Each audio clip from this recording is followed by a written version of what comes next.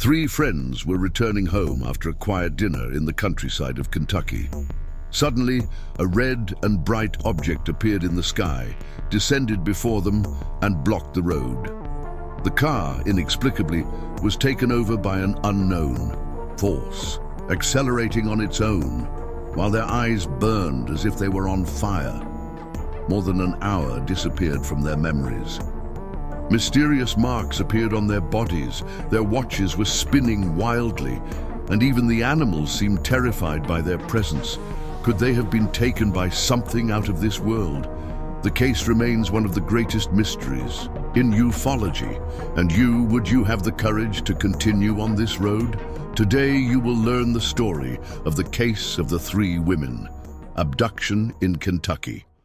But before we begin, it's important that if you have ever seen something scary or experienced an abduction, don't hesitate to share it in the comments, because I believe your account.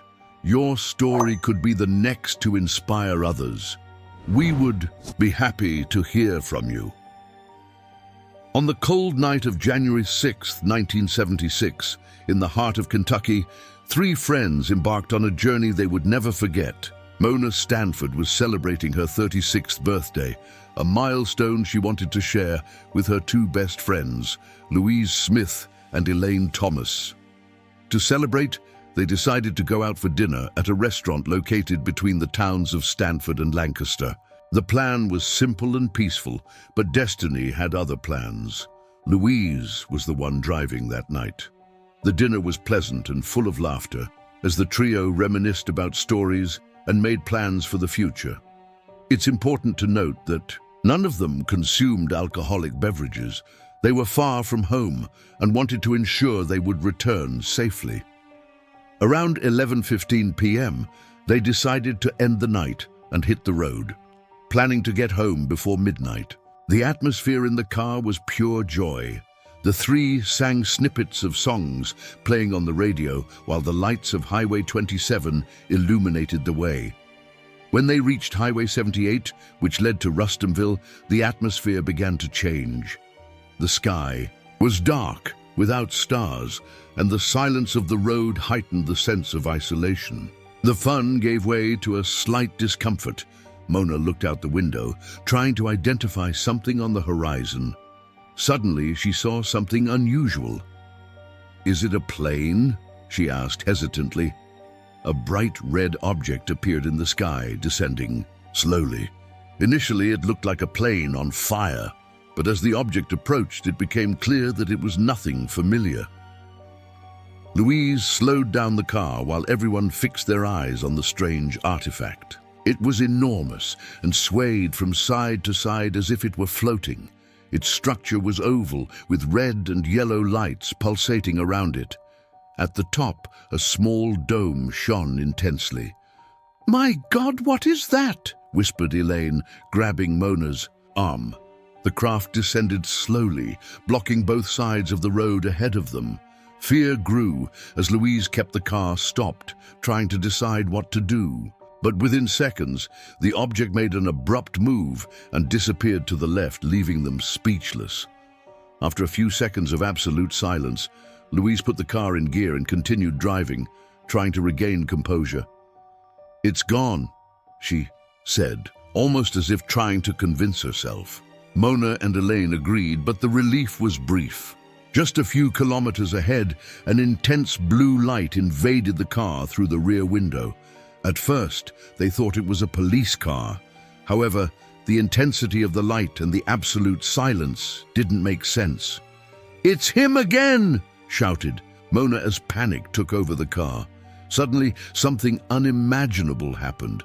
The car began to accelerate on its own.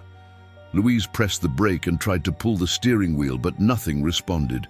"I'm not driving this," she exclaimed, as the car seemed to be under the control of another force.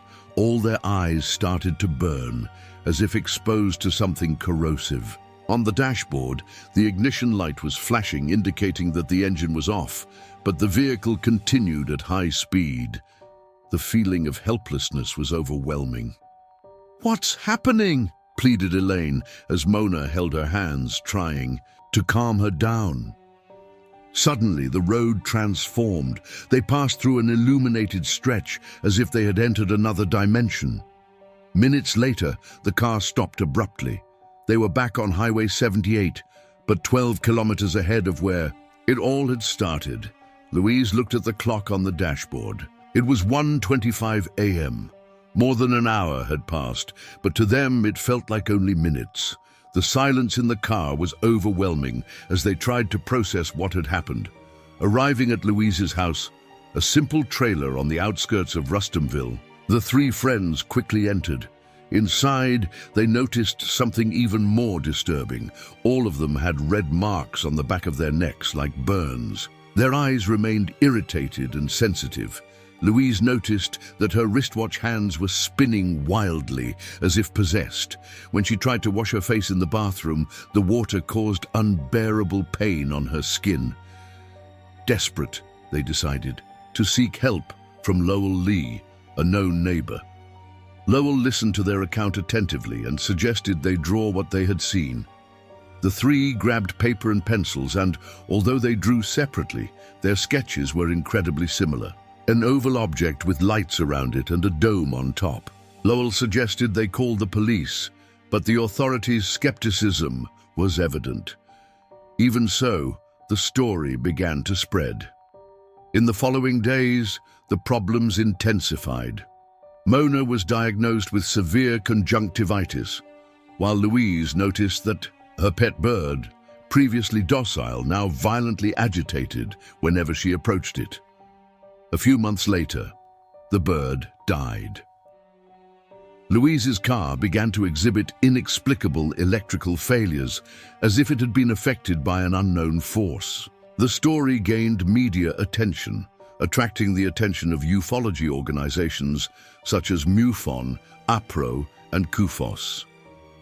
Investigations revealed that other people in the region had also reported sightings of the same object that night. In July 1976, the three friends underwent polygraph tests and passed without issues, increasing the case's credibility.